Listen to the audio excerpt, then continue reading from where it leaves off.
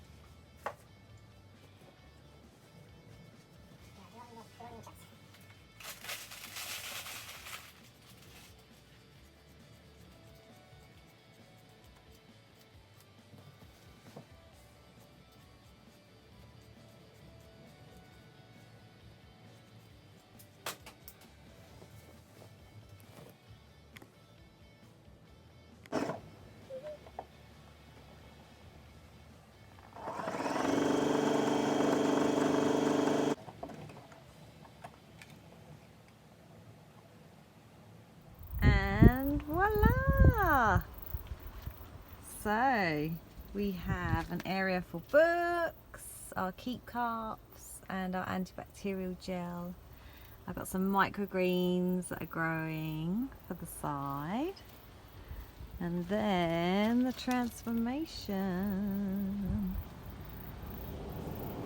So we've got a little picnic basket, shopping basket, handmade. And this section we can use for storage of clothes or shoes. And a tub just for some extras. And of course we have to have a little flower, coffee and a coffee mugs. And I put a little spice rack up here and some teas. Got some chamomile and an adaptogen blend. And I did a little curtain which goes across. So at night time we've got some privacy. And a little tub on the side here, head torches and just where the phones can go, things like that. And then I made a curtain and a little shelving. So all of the food is going to be in here. So I've made this little shelf that fits in absolutely perfect. And then we can just cover it up. And a few hooks on the side. There we go, just hanging some bits. And I've got a little cool box which will have all of my insulin in. And I will also use a frio pack as well for the sort of duration, just to keep things cool. But this will be sort of predominantly to keep all my insulin in while we're on the go. And then we have the bed. So the bed pulls right out to about kind of here, and then it pulls out, and then it has some little feet that it stands on. So we've got just enough room to get in and out of the van. And then we've got a fold away table, we've got a gas stove and some chairs. And then also this little cupboard that we built into the corner, yoga mat. So that stores lots of little extras, like an extra sleeping bag and a picnic blanket and gas cylinders for the gas cooker, and some curtains, some cool van cushions. So cozy. And then we'll take you around the back. So that's the side of the van. And then on the back, so you can see the bed frame that was made. And storage underneath. So we've got all of the kitchen pieces in here. We've got our plates and bowls, cups, cutlery, some water. So just to make sure that we keep hydrated and we're okay for some water. And then the clothes will go underneath here. And then yeah, this is the view from the back. So you can see the cupboard fits in nicely. This is an ample size. It comes out to like a double bed.